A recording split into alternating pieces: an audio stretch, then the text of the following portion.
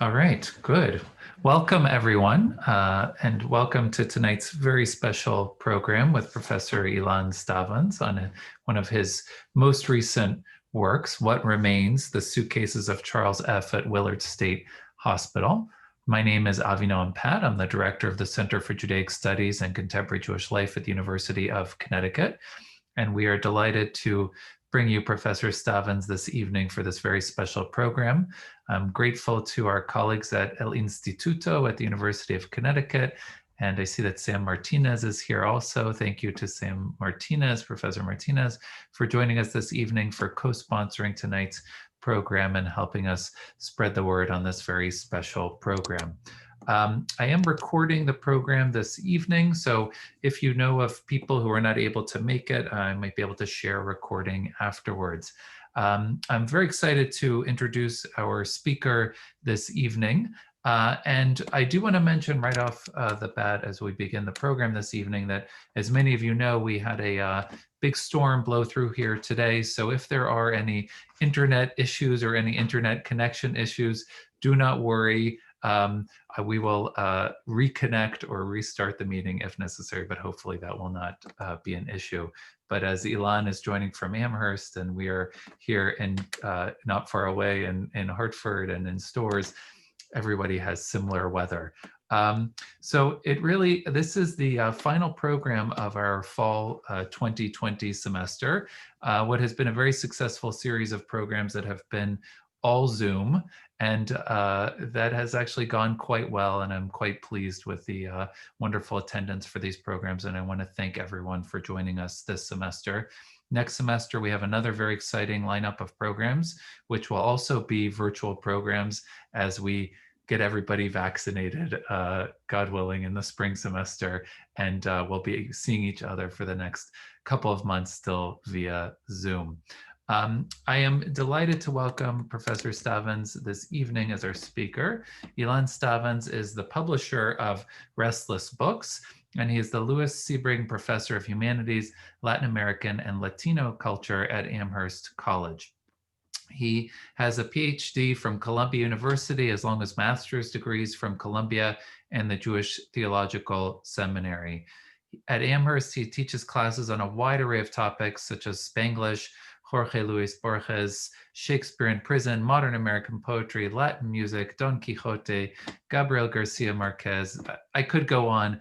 It's a very exciting list of classes, including classes on Isaac Bashevis Singer, Yiddish literature, Jewish-Hispanic relations, and U.S. Latino culture. He's the author of many works, including On Borrowed Words, Spanglish, Dictionary Days, The Disappearance, and A Critic's Journey.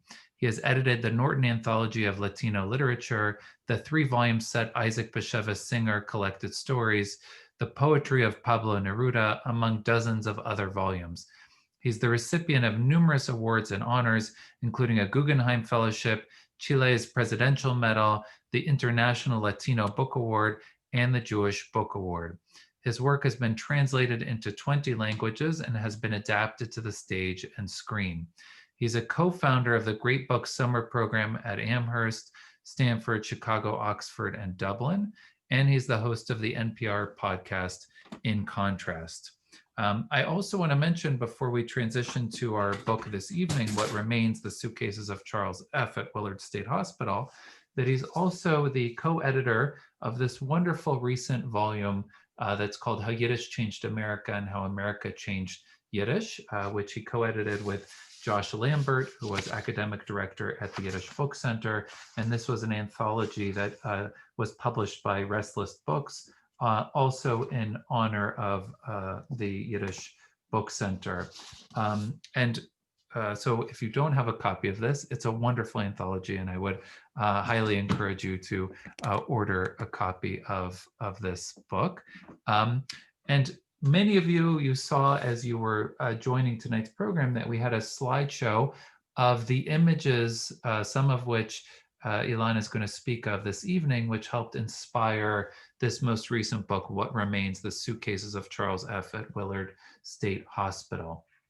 Now, a note about format before I turn the microphone over to Professor Stavans. He's going to tell us a little bit about the background of the book, how the photographs inspired the writing of the book, some of the elements which I found quite intriguing in terms of the blurring of fact and fiction and how we decipher what is truth in the writing of these kinds of works. And many of these will, I'm sure, inspire questions from you in the audience. And so if you do have questions as Ilan is speaking, please feel free to type these into the chat. And after he has spoken, and I might have some follow-up questions for him, we'll then engage in a Q&A with the audience. So if you do have questions as he's speaking, please feel free to type these into the chat and then we'll come back to them. And if you need to follow up on your question, we can even unmute so you can engage directly with the author. So without further ado, it is a great honor for me to welcome Ilan Stavans to speak on What Remains. Javi, thank you very much for the invitation. I thank you, your university, and the other hosts of this event. I am thrilled to be back. It was a wonderful experience, the one I had with Josh Lambert, my co-editor of How Yiddish Changed America and How America Changed Yiddish.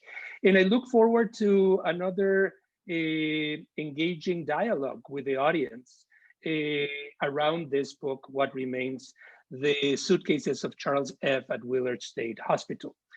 I want to begin with a series of general questions that I hope will inspire this discussion. My questions are as follows. What is the difference between the truth for a fiction writer and the truth for a historian? Are they the same truth or are they different?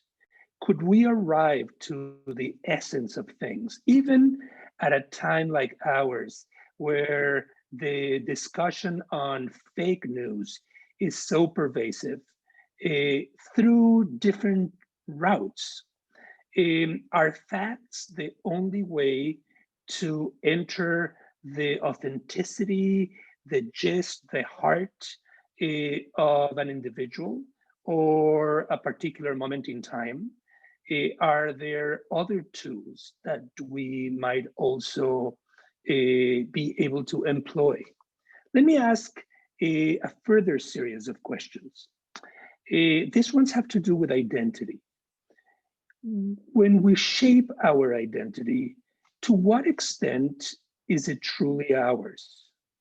It is always the result of exchanges that we have with the environment. And yet, at one point, we claim ownership of it. What happens, though, when we die? Is that identity still ours, or is our family, our friends, our peers, those who didn't even know us, do they have any claim on that identity? Likewise, I want to ask one last question, and I'm hoping to be able, through my reflections, to bring all these threads together, though not necessarily, I confess, to answer the questions directly. We are surrounded throughout our lives by a set of objects that become our companions. They are the pen that I have, or the sweater, or my set of glasses, or the shaving blades that I use in the morning, or my toothbrush. They are also the chairs and the desks and the curtains and the houses and the trees that are all around us.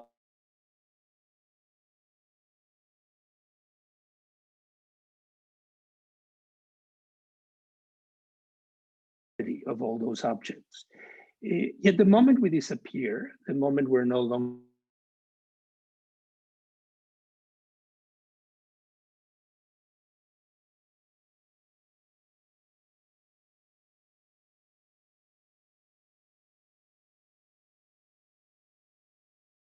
journey away from that center into the universe.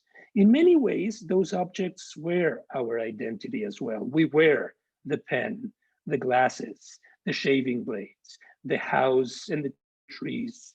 And when we're no longer there, maybe the memory of all those objects is what remains, but that alone, is it enough?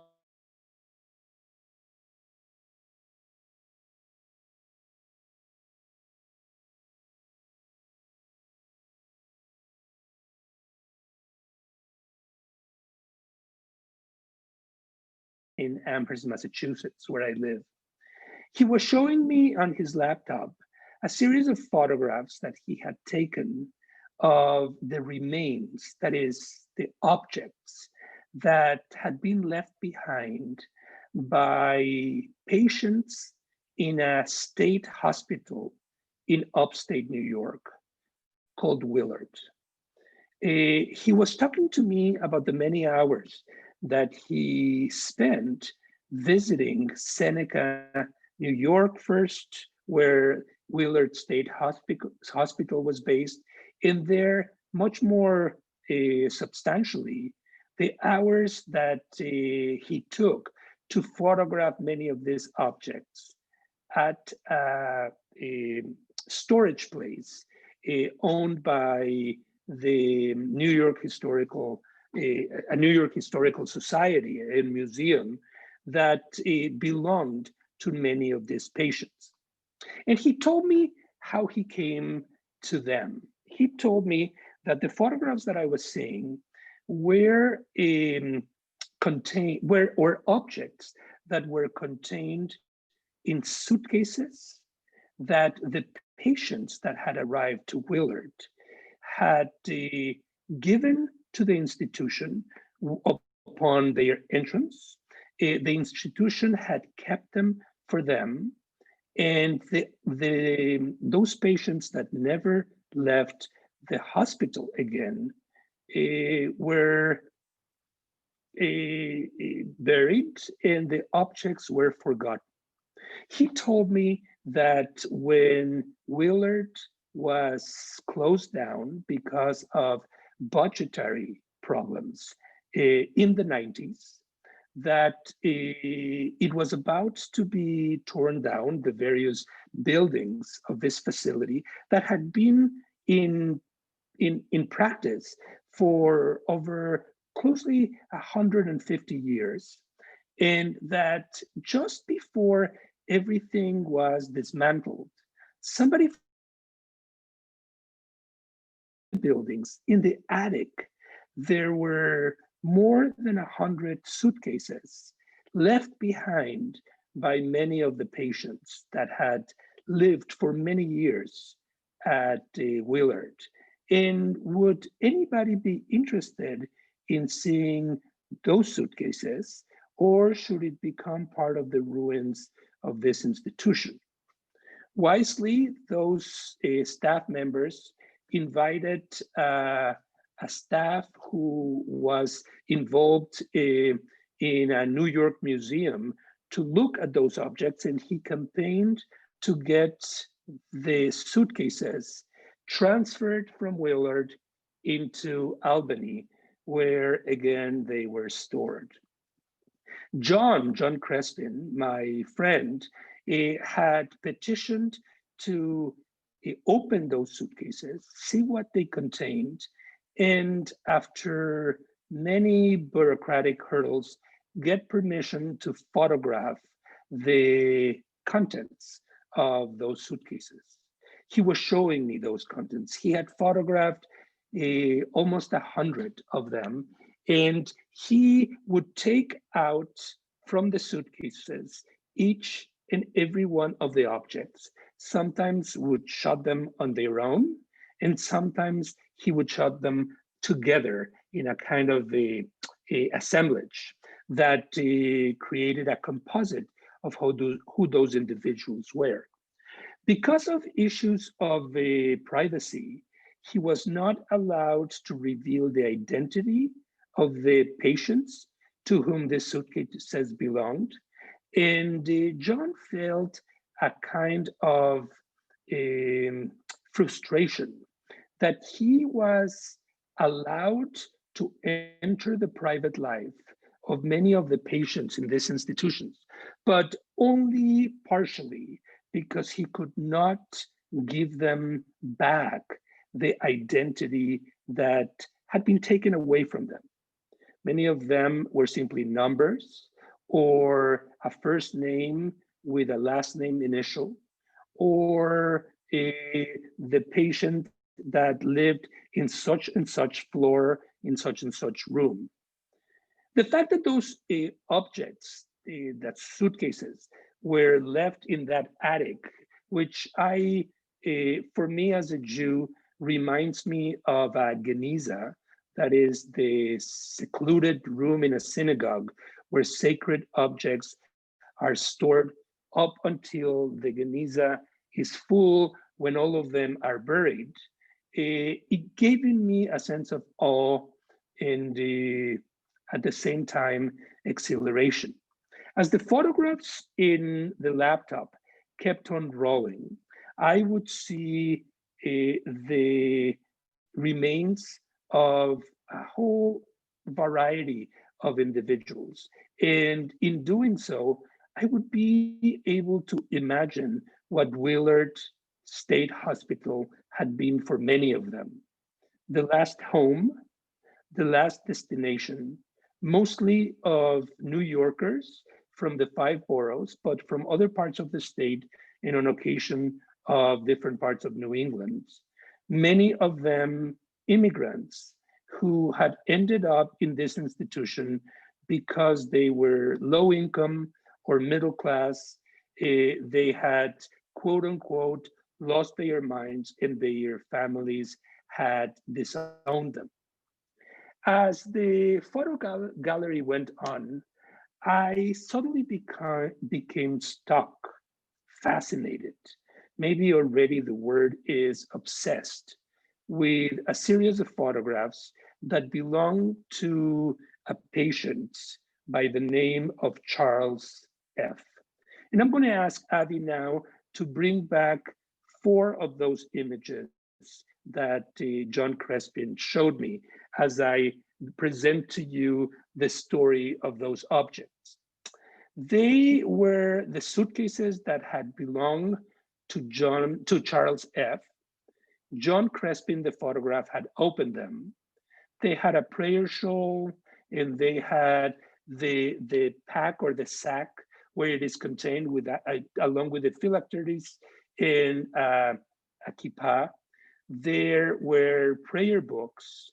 There was an agenda that included some items written in a variety of languages. I could discern Yiddish and English and Polish. There was one suitcase that was open and contained some ties, some shirts, some belts and hangers. And those images gave me the impression that this belonged to a man, probably in his late 40s, 50s, maybe even older.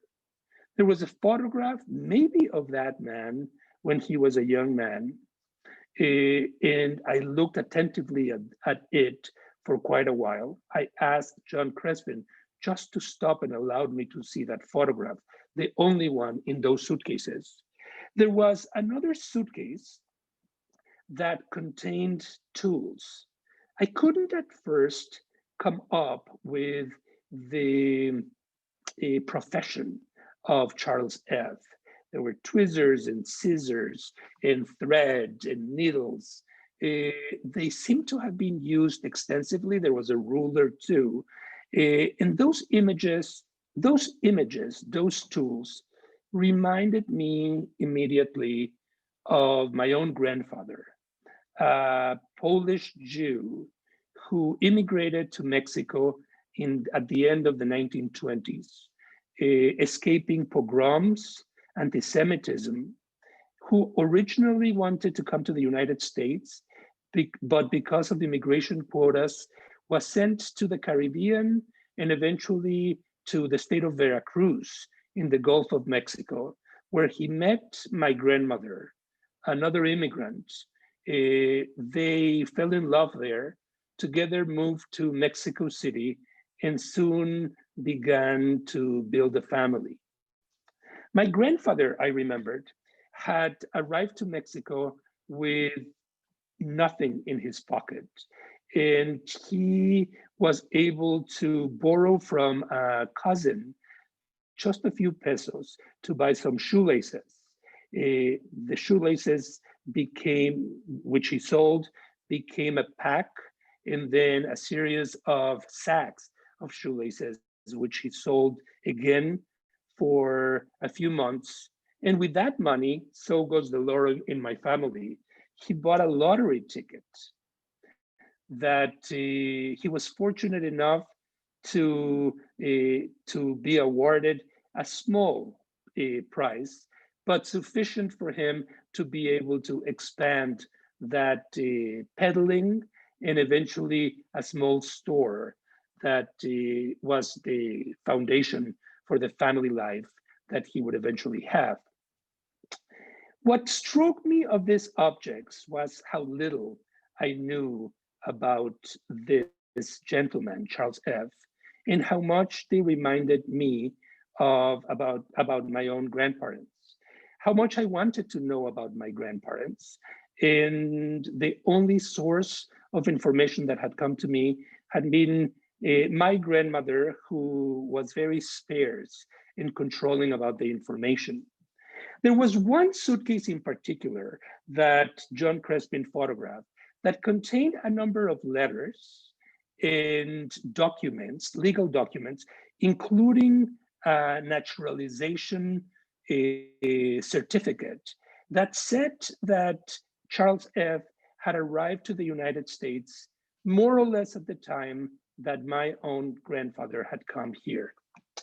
I appreciate, Abby, the showing of these images. I think it gives our audience a very, hopefully, a very solid sense of the type of photographs that Jon Crispin was after. He wanted the objects to speak for themselves.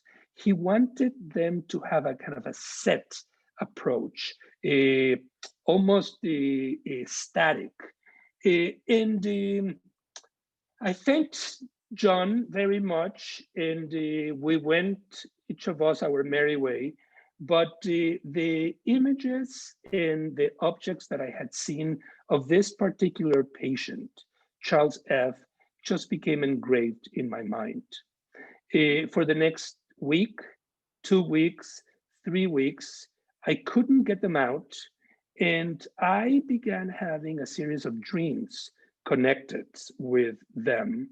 Dreams that had to do with my own grandfather, had to do with maybe a man that looked to me disheveled, that could have been Charles. In any event, I felt that my connection with Charles had not been completed. I called Jon again, and I asked him if I could follow him, if I could shadow him, become his shadow, and go to the Albany depository where the suitcases were, and I could see with my own eyes the objects that belonged to those 3 suitcases. So eventually what happened is the journey of how a fiction writer and a literary historian came up with a strategy to give Charles F. his identity back. I did as much research as possible about Willard State, when it had started in the middle of the 19th century, who it had served, what types of psychiatric approaches did it have at the beginning, how it went through a series of revolutions within it, up until the 60s, where because of what was happening outside with the civil rights era and the beat and sexual revolution, the idea of isolating people that were mentally ill was becoming increasingly tested. Some of these institutions began to be opened, the patients allowed to leave, And eventually, the institution itself started shrinking and shrinking up until, as I mentioned, in the 90s, it lost its funding, and it became just a relic, fossil, an entity without life.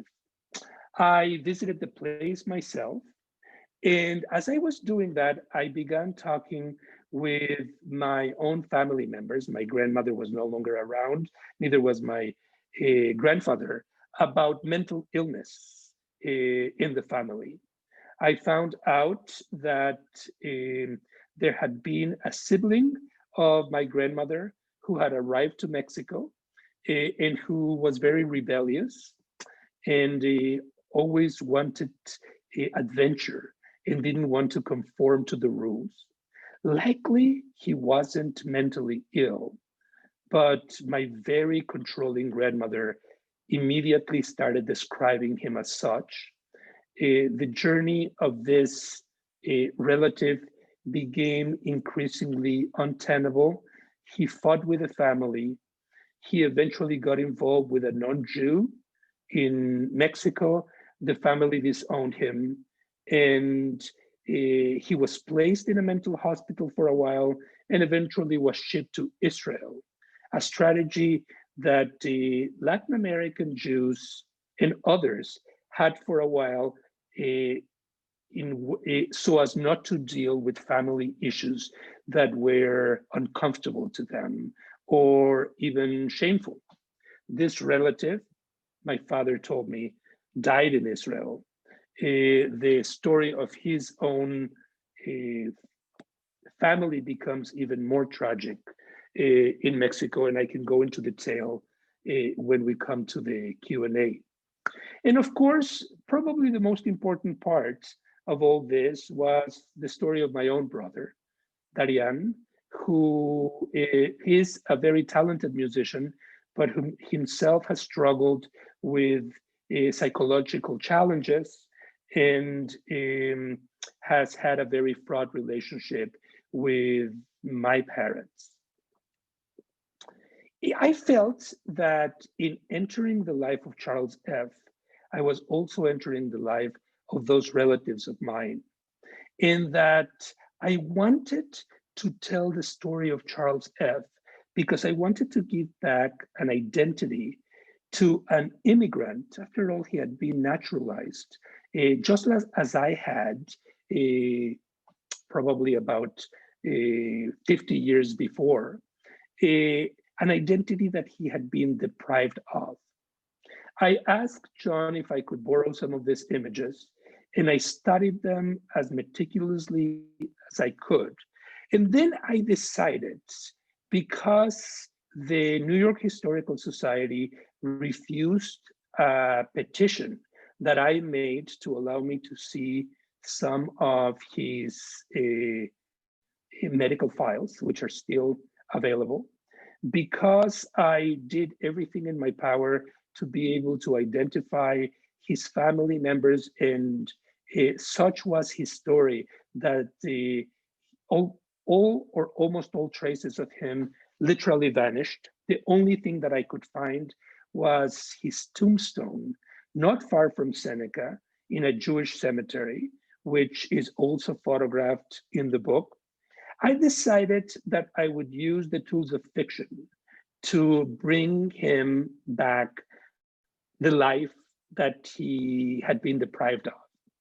And I started to imagine how his face would look, how the objects, each and every one of them, the scissors and the threads and the prayer shawl and the phylacteries in the journal, in the ties, in that photograph, how all would relate to him. In what way those objects were satellites of his own experience. What did they say about him? Could I reconstruct his life, every detail that I could, from those objects that had been witnesses to him, objects that I no longer had, but I had the photographs. And if I created a connection, a web among them, Would I be doing a disservice to his life by inventing something altogether different, or by attempting to go to the very heart of what those objects meant, how they established a dialogue with one another, in the way that they created a portrait of him? Would I be able to find his own essence? Who was Charles F? And why was he speaking so loudly to me across time? Why did he want me to become the scribe that would return the identity that he had lost? I struggle with my role as a kind of fictional historian. I thought for a while that in this country where privacy matters so much, in where each of us is what each of us fashions to be, that I was kidnapping him, that I was a thief, taking away aspects of himself. I thought to myself, what if when I die, somebody takes some of those objects that I leave behind, my wallet, a letter that I wrote, a piece of clothing, a piece of furniture, a photograph, and creates a life that has nothing to do with me whatsoever, not with the me that I know. And then I concluded that if somebody did that, they would be in their right, and that I would likely be grateful. That my life is mine insofar as I am around, but when I am no longer here, it is no longer mine. It becomes the property of those who want to make anything with it. My children, my friends, and those who never knew me, but who felt some sort of loose connection with it. And so the story of how I put together the book of what remains, the suitcases of Charles F. at Willard State Hospital, is the story of how Charles F. was found by a couple of policemen in 1948 in a subway station in Jamaica, New York, mumbling words in a mix of Yiddish, Polish, English, and Russian, that those two policemen, one Irish, the other one Puerto Rican, couldn't understand. They thought that he was unruly, and they decided to arrest him. They took him to a hospital that was full, and from there he was shipped upstate to Willard. He wanted to let his girlfriend know about it, but he had forgotten how to get in touch with her. He was only able to retrieve a few objects that he put in suitcases that he had brought with him from Poland on the boat with his wife upon arriving to Ellis Island at the very end of the 19th century. The suitcases had been with him, his companions, his witnesses, throughout his life when they moved from one apartment to another, from the Lower East Side to different parts of the city. When he had one child, when they had one child, and then another, and then a third one, and a fourth. One of them, the one in the photograph, had been enlisted in the army during the First World War, where he fought and died after being gas poisoned. His daughters, one of them didn't want to know anything about him. The other one had left the family and was disconnected. His wife had run away and married somebody else when Charles was already in his late 40s. He had become a tailor, and through tailoring, he had supported the family, but he wasn't a very talented or inspired man, and he often fought with his wife. Yiddish was his first language, the way Yiddish was mine at first. And then he learned English, but he never felt fully comfortable in it. He did not come from a religious family, though some descendants came from Hasidim. And just at the end of his life, he came back to his old religion. The last period of his life, the last 4 years, from 1946 to 1950 when he died, is the period that I narrate in the book. It is the time in which he met two important entities. One is a doctor who was a lapsed Jew who was training at Willard State and who discovered his own Judaism thanks to the conversations that he had with Charles F. and all the interviews that he transcribed and that I offer in the book as a statement of the dialogue that they established. And the other one, an angel, maybe an angel of death, or maybe an angel of redemption, an angel that throughout the end of his life visited Charles F. at night, appearing first on his window and then sitting next to his cot and talking to him in Hebrew and in other languages that he tried to translate for the nurses and for the Jewish doctor that he had befriended, but nobody could really understand. The story that I tell in the book is the story of his relationship with the angel and his relationship with the doctor and his relationship with himself, this old, used, and forgotten immigrant whose life had built the foundation for the various members of his family, but then he lost control of himself. He became a loose end, and he was placed in an institution that had humanity, but little interest in individualizing people, except that the doctors were very interested in many of the patients, as is the case of the Jewish doctor that found a dialogue with him. I conclude, my friends, now with telling you that at the very end of his life, there was a gardener at Willard State, a gardener that was an undocumented Mexican that had come during the Bracero program to the United States, running away from the Mexican Revolution, had wandered from one state to another, and then had ended up doing the gardens at Willard State. He spoke no English, only Spanish, and Charles F. spoke no Spanish and very limited English. And yet in those last few months of Charles F.'s life, the two of them established a conversation that was inspiring, that was beyond words, that was about companionship, and that proves that you can come from different parts of the world and not have the same vocabulary, and yet be next to somebody else and become a close friend and accompany that person when they go in their last journey.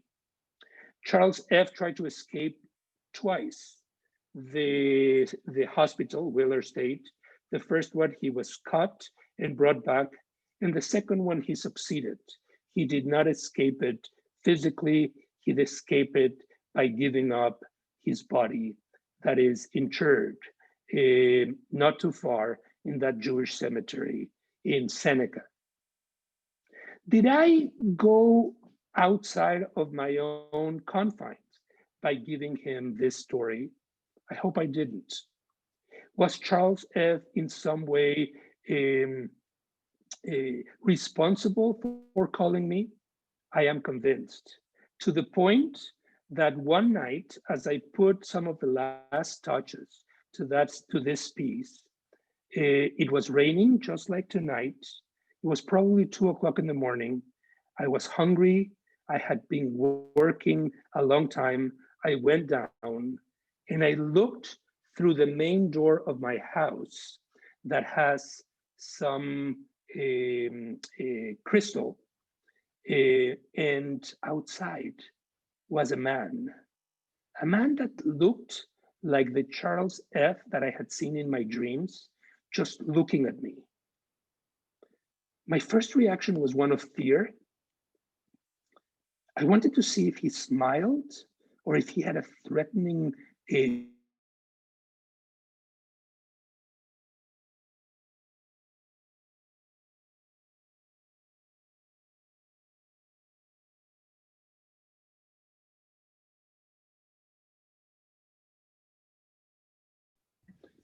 Avi, now we can come back.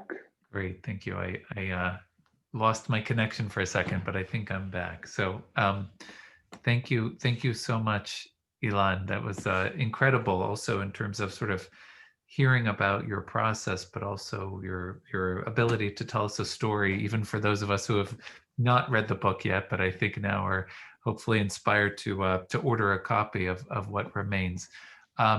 So I should say I can think of nothing I would rather be doing on a rainy evening here in West Hartford than listening to you tell us about this not so imaginary figure, but somewhat imaginary figure of Charles F. As I said, if people have questions that have come up, please feel free to type them into the chat, and we'd be happy to take them as we go. I'll start with a couple of questions that I have for you, and then I'll be glad to pivot to questions from the audience. So there's so many things that sort of come to mind, and I had the privilege of being able to have a copy of this to review earlier and to read myself. And one of the things that I find fascinating, and is something that you started with, which is sort of this line between truth and fiction, or truth and fake news, or truth and distortion, however we want to talk about it. Which, for a second, I lost. Yeah. So can you hear me? Yeah. The line between. Ali, can you hear me? Yeah. Do you hear me, Ilan? Yeah, I can hear you. Okay. So you started with talking about this line between sort of truth and fiction, the fake news, distortion, the world in which we live in now. And when we were talking earlier, I mentioned that one of the things that for me reading this is I found it somewhat disorienting as a historian. I'm so sort of conditioned to look for historical facts and to go into the archive and to footnote things almost obsessively and to show where I'm able to find the sources for my information. And so for me, it was really fascinating to read this and decipher or discover very quickly that you had left the sort of historical record and gone into the realm of fiction. And so I was wondering if you could talk a little bit about where you decided to draw that line. There's so much fiction now, especially, if we think about Holocaust fiction as an example, there's so much fiction that is heavily researched, that we've had the archival turn in sort of Jewish fiction and Holocaust fiction that's heavily researched, creating a framework of historical fact, but then the fiction sort of lives within that framework. How did you decide in this text where you were going to, leave the historical record and sort of create, this fictional truth for Charles F? Excellent question, Avi. And I want to begin my answer by telling you that as a Mexican, I was born and raised in Mexico. I come from a tradition where fiction and truth, as seen by historians, let's call it nonfiction. Nonfiction and fiction have a blurry relationship between them. And I'm going to give you what I think is proof of how blurry this is. Of course, many Latin American writers, from Borges to Gabriel Garcia Marquez, play with that shaky, nebulous relationship between what is real and what is unreal. And magical realism in itself is the attempt to finish what reality didn't do on its own, to complete it. Borges or Carlos Fuentes or Julio Cortázar would be asked, but is this real? And they would say, sure, it's as real as you want it to be. But one of the proofs that I always tell my students and my friends about is that in Latin America, bookstores are not divided into fiction and nonfiction and poetry, as if they are in the United States, where you're supposed to know that this is real, what happened, and this is all invented, and this is poetry that is about words. In Latin America, for the most part, bookstores have a section on literature. And fiction and nonfiction kind of intertwine, and it is left to the reader to decide if one belongs to this one or to that one. A few years back, maybe 15 years ago, there was a big debate in the United States with Oprah Winfrey about I think it was a memoir called A Thousand Little Pieces, and it was featured as a memoir, but some of this material was invented. Was it a novel? Was it a memoir? And people felt so offended that they wanted, the publisher said that they would give them their money back after having acquired the book. That would never happen in Latin America. First of all, nobody would give you your money back if you bought your book already. But second, the blurry line between one and the other is exactly what writers are doing all the time, contaminating it, mixing it, letting you, the reader, be the one that decides. So in coming to the United States and becoming an immigrant, I feel I belong to the two traditions of it. I am a Latin American who knows that there are facts, but knows that also fiction can get at the truth sometimes even more closely than history, than a historian.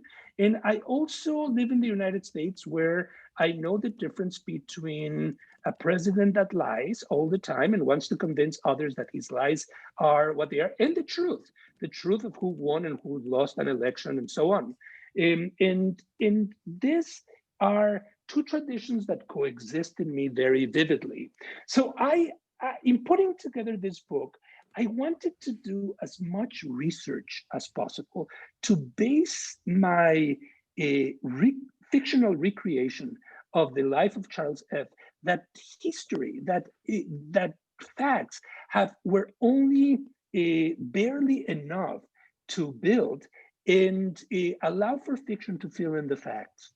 So I would say you invoked it. It is like the kind of fiction that comes out of the Holocaust, where you want the basic facts to be true, but you're also going to invent some of the characters. Of course, there's one more aspect here that I think is important, and that is that I play a number of roles. I'm a professor of literature. I'm a scholar that deals with history. I'm also a fiction writer. And in playing all those roles, I had to decide what strategies I would take here. And the strategy that I opted for, Avi, and I come here to the end of my response to your wonderful question, is that the story, when the reader gets into the book, is presented as if it is all fact, as if I was able to get all the information about Charles from all sorts of historical sources. Then the first of three sections ends, and the first line of the second section is, everything that you've read so far is a lie.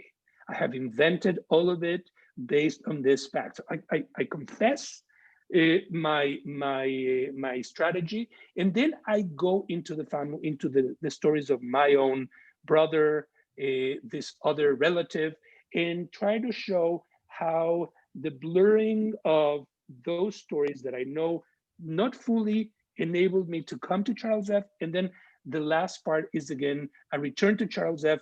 with the assumption that I have as a writer that the reader already knows that I am in full fictional mode, and that the facts are based on historical truth, but truth is also attainable through this other strategy, which is the imagination.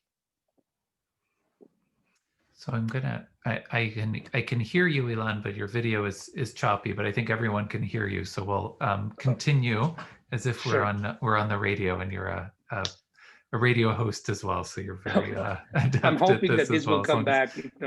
Everyone can hear as well. So I do have some questions which are coming in the chat. I will ask one more of my own, sure. and then I'll turn to the chat questions. And again, feel free to send them directly to me as private messages, and I will ask them, or to everyone if you're able to.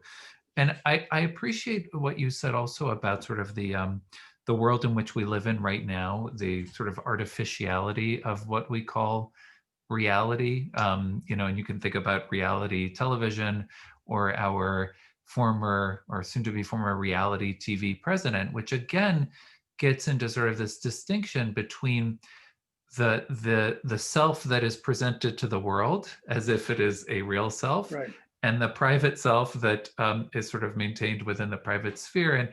And with these artifacts, you also allude to, or I think of them almost as artifacts, right? As an archaeologist who unearths artifacts, you also Mm-hmm. talk about the ways in which you take on a role of fashioning a story out of these pieces that you find, but also people can choose what they want to share with the world, choose what parts of themselves they want to present to the world. And so my second question that I want to ask before I turn over to the chat questions are what you alluded to in the title, which is what remains after we die, right? What parts of us do we... Avi, I'm losing you first. Go ahead. I think I hear you again. You can hear me okay, yeah. Yeah. So it's a question about what parts of us do we share with the world, right? Both what remains and what parts of us Mm-hmm. do we share with the world? And I'm curious about, and actually, so you were alluding to Gabriel Garcia Marquez, but also Borges, but I also was thinking of Isaac Bashevis Singer, Sure. and this process of the writer sort of giving an identity to the character. And I wonder sort of what you think of your role as a writer in terms of giving life to your characters here and sort of giving some immortality to the characters, how you see yourself playing a role in this process. Thank you, Avi. I'll tell you first that I am. I think that I write against death, against the clock that is in my forehead or hanging somewhere. Can you hear me, Avi? Yeah. Yes. Yeah. It's not that I fear the moment of death, but I am very aware that at one point I will not be here, and the only thing that will be here is what remains. What remains of my days, what remains of my thoughts, what remains of the engagements that I had with others. I also know that what remains is no longer controlled by me. The moment I am very aware, obviously, of copyright in literature. When you publish a short story, is copyrighted to you, and you are the intellectual owner of it. But in truth, I don't believe you're the owner of it anymore. I believe that the moment you write something and you give it to the printer, that material no longer belongs to you. It belongs to whoever is going to read it. And for as much as you want to control it, it really is part of the universe. And if the universe, the individuals want to put it upside down and inside out, you are a spectator more than a real owner and controller of it. I have found, Avi, the 4 atrocious years of Donald Trump frightening like everybody else, but absolutely mesmerizing in the sense of how truth has been devalued, interrogated, contested, and reformulated. And I am not the only one who trusts that the 4 years will have a long impact on history and on our culture after this president is out of office. I think Trumpism is going to become a term that will define an attitude toward truth and toward facts and toward the way we relate to the controlling of the information that is around us. In regards to the self, how do we shape the self? I think Trump, for better or worse, is kind of the emperor without clothes, and that is the interesting part. I think that the inner self that we all have, that voice that is telling us in a stream of consciousness, do this or do that, or respond in this way or that, is a voice that vanishes. It's really what others see, what others receive, that lasts, and he wanted to control it in a very particular way. I have the opposite approach. Once it's out, it's no longer controllable. I find Bashevis Singer a very complicated writer in that regard. He is a writer that reinvented the story of the shtetl, the landscape of the shtetl, in ways that many other Yiddish writers detested. He sexualized the shtetl. He eroticized Jewish life and filled it with demons and goblins that went beyond simply the stories for children in ways that were dark and macabre and in the mysterious but dangerous as well. I am absolutely fascinated by his writing, and I have devoted a lot of my scholarly energy to it. I'm finishing the first draft of a biography of Bashevis Singer. I think, however, Bashevis Singer was a magical realist too. I think that we wouldn't put him in the tradition of Latin American writers with Borges and Garcia Marquez, but the way he played with what is real and what is imagined is very much in the tradition of Latin America. And in that sense, I find him very close to how I see the world. Yeah, that sort of blurring of fact and fiction is one of those components. You know, you can read Gimple Tom 1,000 times and still not know sort of where the line is between what is real and There's one story by him that is about a doctor, Avi, that is supposed to go to a wedding. It's called A Wedding in Brownsville. He's supposed to go to a wedding in Brownsville that he has been invited to. His wife doesn't want to go with him. He lives in the Upper West Side. He finally decides to go, takes a taxi, crosses Central Park, and he sees that the taxi has to stop because there's an accident. They are delayed. He finally makes it to the wedding, and when he arrives, he sees in the guests the faces of people that he hasn't seen since he left Poland before the Holocaust, and who he knows were killed during the Holocaust, but they are all there in the wedding in Brownsville. And he sees the bride and knows that it's the woman that he loved when he was a young man. And he realizes that this is his own wedding. He has arrived to the wedding that was meant to be for him had the Holocaust not taken place, and that traffic accident was probably the moment in which he died. And he's entering this other world. But the story is presented in such a way that you are convinced all the characters are real. They are survivors of the Holocaust. And you can't really figure out anymore if he is in his past, if he survived, if he made it to America, or all this is just a figment of his imagination. And that openness is extraordinarily attractive to me. Fascinating. Yeah.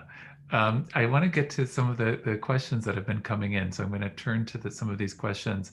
So Alan Berkowitz asks, he says that your description of the process of the writing of this book, both, you know, from the journey from the photographs to the writing of the book and the process that you shared with us was most touching. And so Alan asks whether for you the writing of this book, there was something cathartic about it, this process also in terms of your connecting with your own family history, of asking questions about your grandparents, about mental health, sort of what did it touch for you in terms of Alan, personally? thank you so much for your wonderful question. Cathartic is the right word. There was a sense of being liberated by the story that I was telling, coming to terms with certain ghosts of my past, and also recognizing that fantasy is a form of mental illness, that we writers, when we enter the realm of fiction, we enter the realm of a parallel universe that has its own rules, its own laws. And we sometimes think we are the gods of that universe. We can control that universe, but we realize as we the writers submerge ourselves in it, that we are controlled by this universe. At the beginning of the piece, Alan, I felt that I was giving life to Charles F. By the time I finished the book, I felt that Charles was giving me life. Nice. And that's pretty interesting. And I appreciate in your explanation about how you share your own process. And also, as a writer, you are part of the story. And it's helpful to us that you share your role in the story and the retelling of the story. There's a question from Ellen Newhouse, who asks, do you think that you were influenced by the book La Muerte de Artemio Cruz? Yes, I am interested by the works of Carlos Fuentes very much. I grew up in Mexico, and Carlos Fuentes was, to me, what John Updike or Philip Roth or Saul Bellow were for an equivalent reader of my age in the United States. Carlos Fuentes was very interested in history and in how fiction is a tool to understand history. The death of Artemio Cruz is kind of a revisiting of through a corpse of the life, the imaginary life of this character. And though I have, to confessedly, a love-hate relationship with Carlos Fuentes, with his work, La Muerte, Death of Artemio Cruz, and another work by him called Aura, a very short novel that I highly recommend, told like very few books in literature in the second person. And not in the first and not in the third, but in the second, meaning you wake up one day, you have breakfast, and then you start writing, whereby the reader immediately becomes a participant in the story, have had an enormous influence on me. I want to mention before I go to the next question that one of the writers that popped into my mind when you were talking about sort of this blurring of fact and fiction and the historical and the family narrative. So you know that at the University of Hartford, we give the Edward Louis Wallant Award. And 2 years ago, the recipient of the award was Eduardo Jalfón, who— yes, a good friend of mine. Yeah, and so for people who are not familiar with his work, the book that we bestowed the award for was called Mourning, but there's a trilogy that's been translated into English that I have on my shelf, The Polish Boxer and Monastery and Mourning, which is incredible, in which Jalfón sort of blurs this boundary between family history, trying to uncover his own family history, his own experiences, what is fact, what is fiction. And he lives in America but writes in Spanish and then has it translated back into English by translators. So if you're interested in this type of work, I would highly recommend Eduardo Jalfón. Absolutely.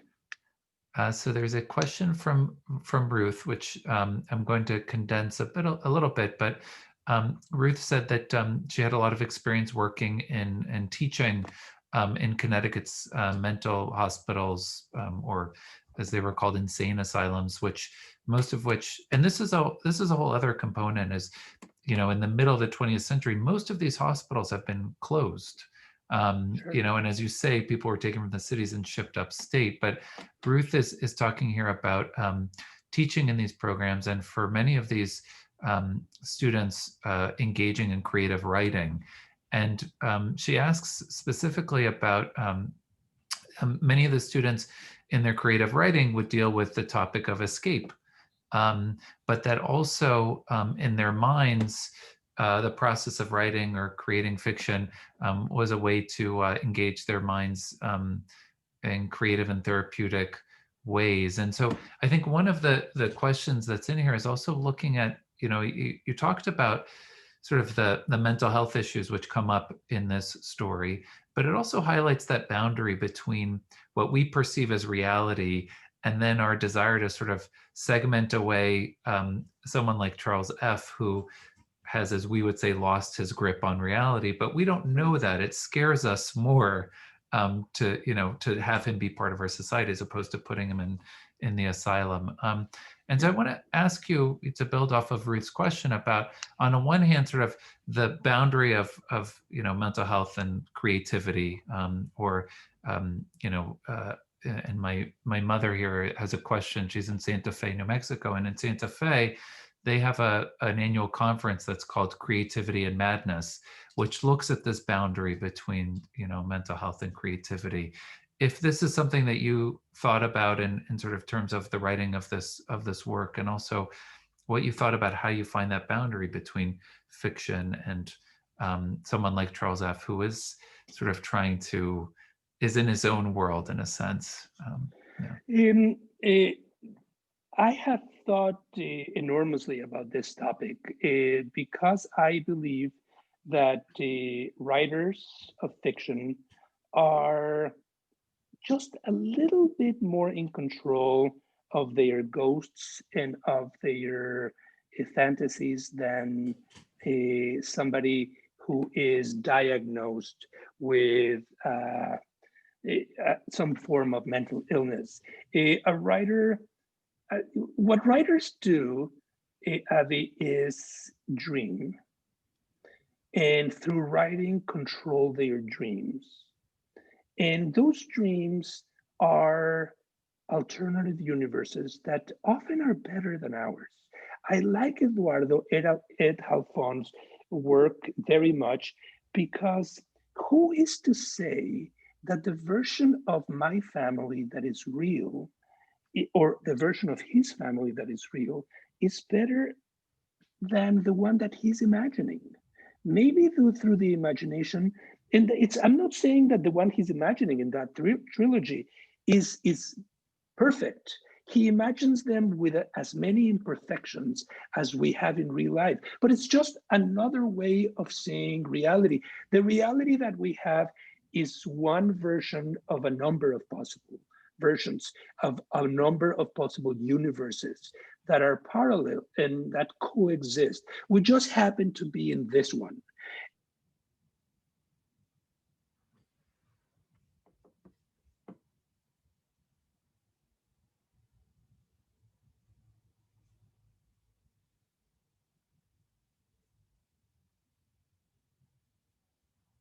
Back to life has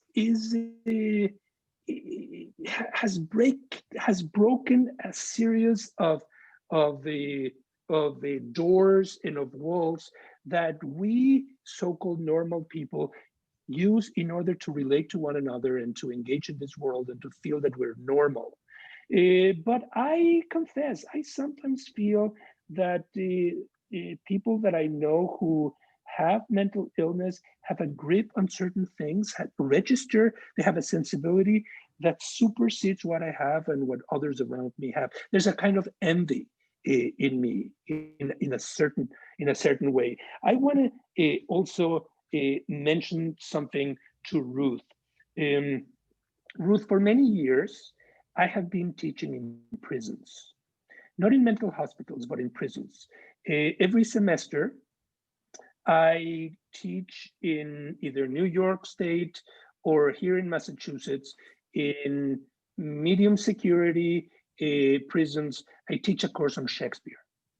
And we stage Hamlet, we stage The Tempest, and we stage King Lear, depending on the year.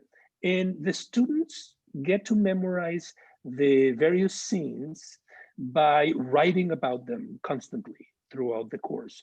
And the writing becomes absolutely freeing, liberating for them.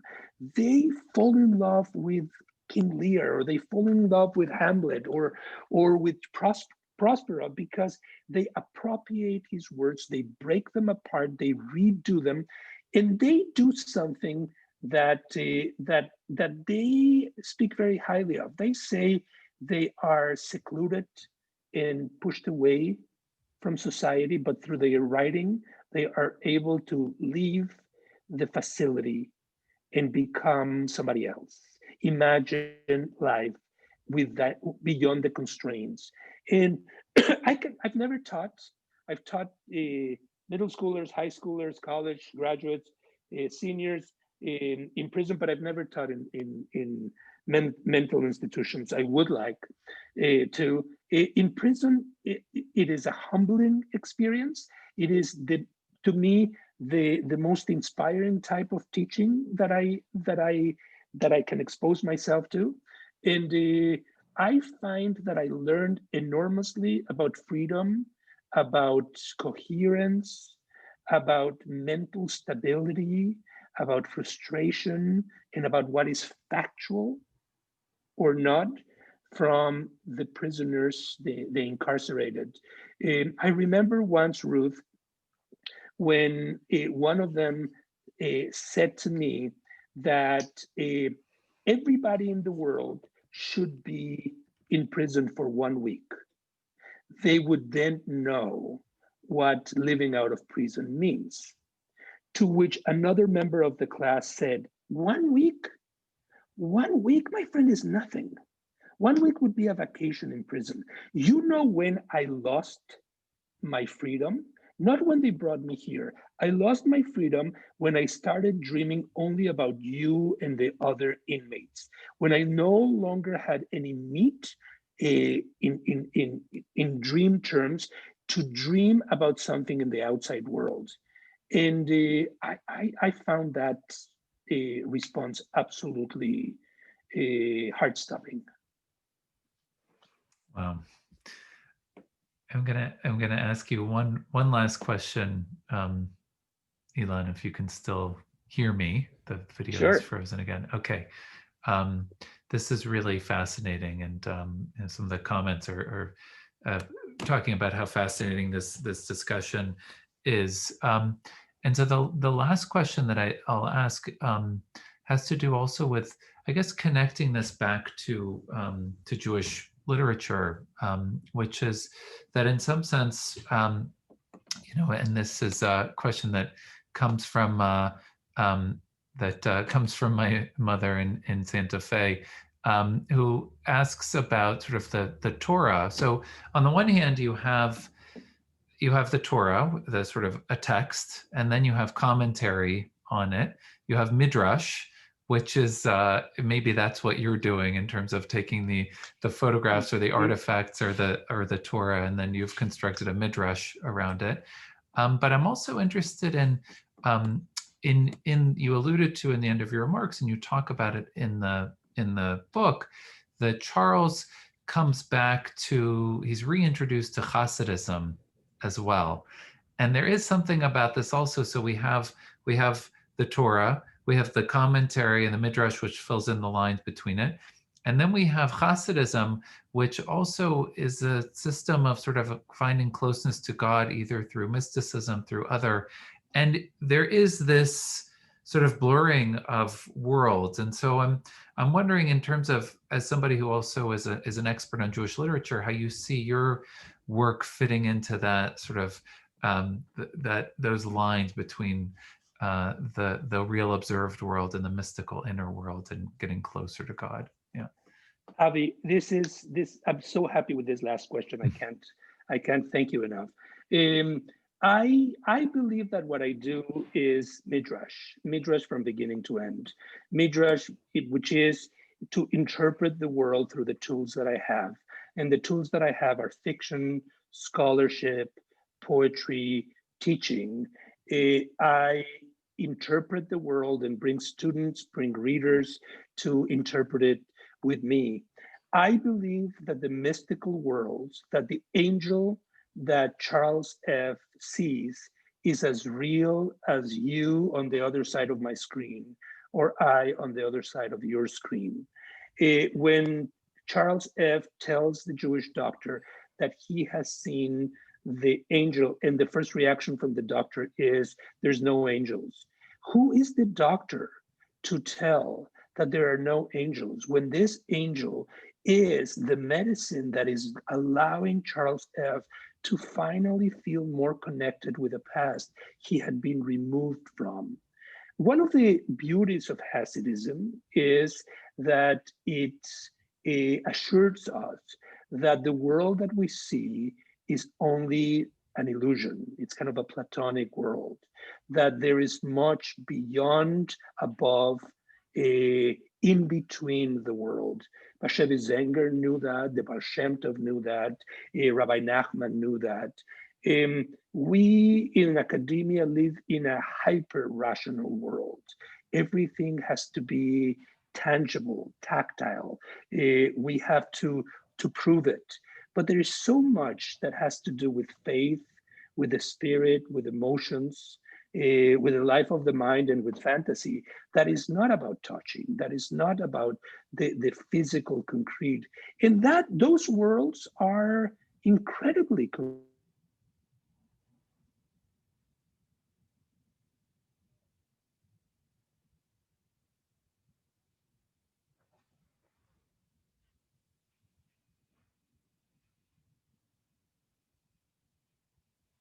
Let me conclude with this.